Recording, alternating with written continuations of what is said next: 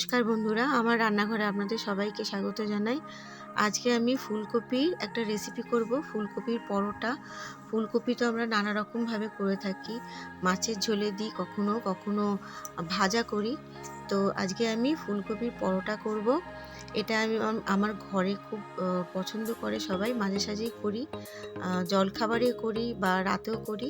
আপনারা পুরো ভিডিওটা দেখুন স্কিপ না করে।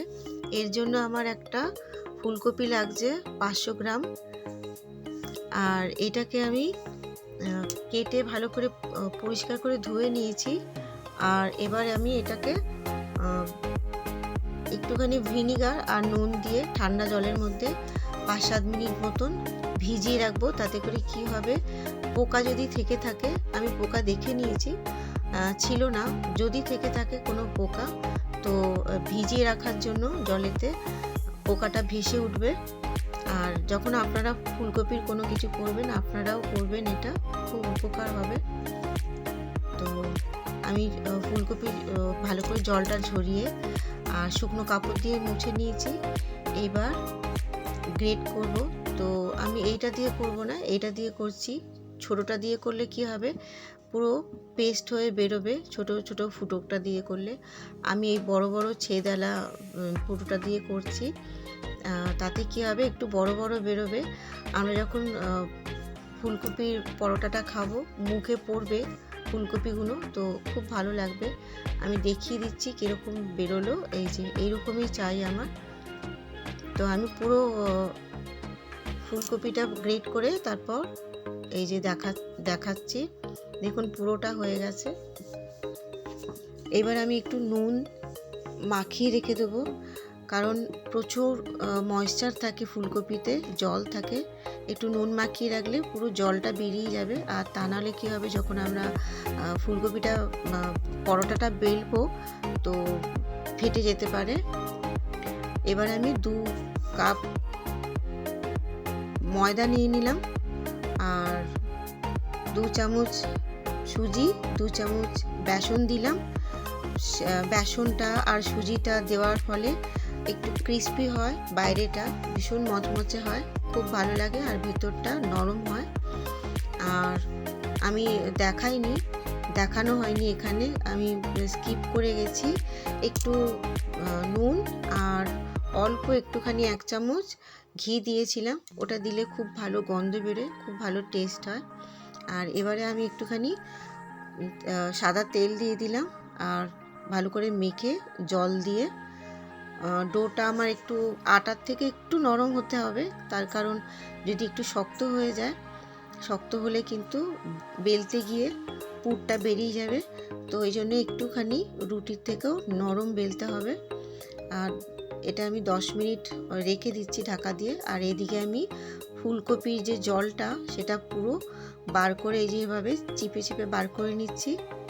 আর এই জলটা কোনো তরকারিতে আমি দিয়ে দেবো।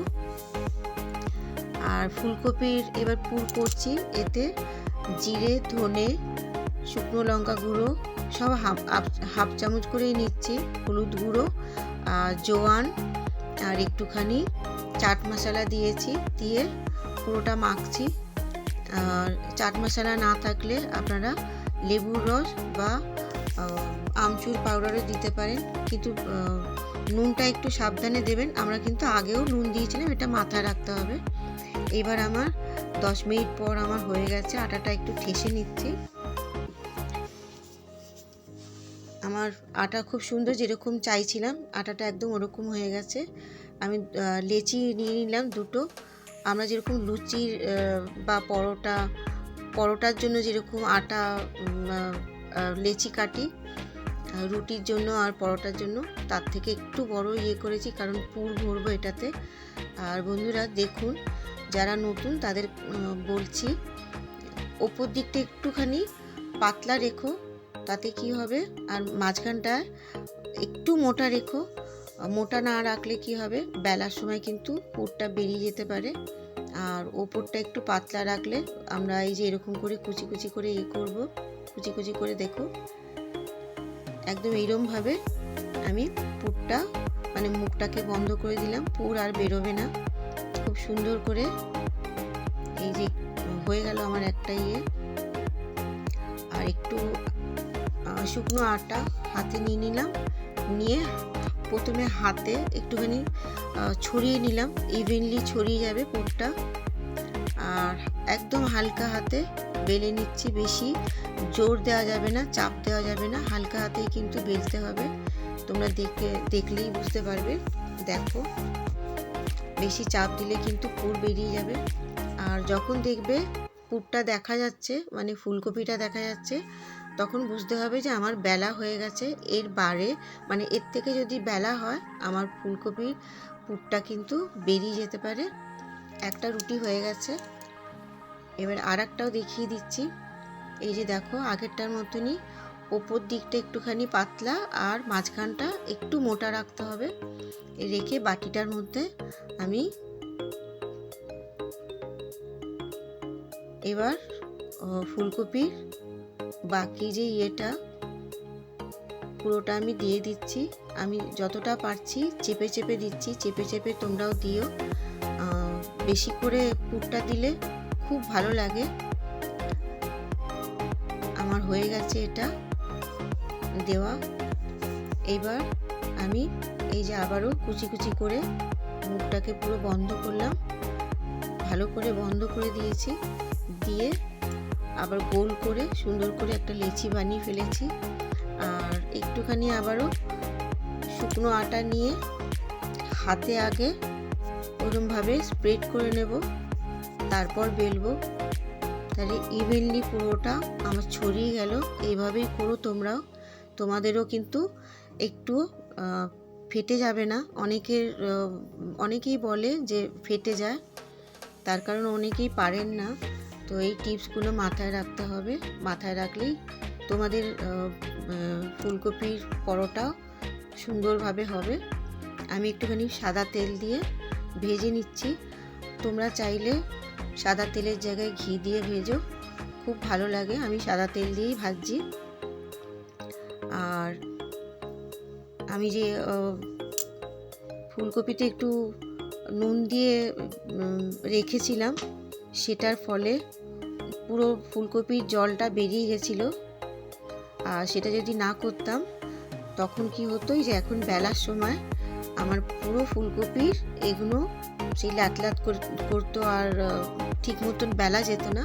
তো এই টিপসগুলো তোমাদের মাথায় রাখতে হবে। মাথায় রেখে করো, তোমাদের ফুলকপির পরোটাও খুব ভালো হবে। আর আমাদের বাড়িতে খুব পছন্দ করে। তোমরাও এভাবে বানিয়ে ফেলো। আমার ফুলকপির পরোটা ভালো লাগলে একটা লাইক দিও। আর দেখো এবার খুব সুন্দর হয়েছে। আমি এক হাতে ক্যামেরা ধরে আছি বলে দেখাতে পারছি না, দু হাতে। এত নরম হয়েছে যে এক হাতেই ছিঁড়ে যাচ্ছে। এই যে দেখে নাও। আর এটা যখন তোমরা সার্ভ করবে, অবশ্যই একটু বাটার দিয়ে দিও, বাটারের সাথে খুব ভালো যায়। আর দেখো, ইভেনলি পুরো পুরটা ছড়িয়ে গেছে, কোথাও কিন্তু গ্যাপ নেই। খুব সুন্দরভাবে আমার পুরগুলো পরোটাতে ছড়িয়ে গেছে। তোমরাও বানাও, বানিয়ে কমেন্ট করো, আমাকে জানিও কেমন হলো। আর রেসিপি ভালো লাগলে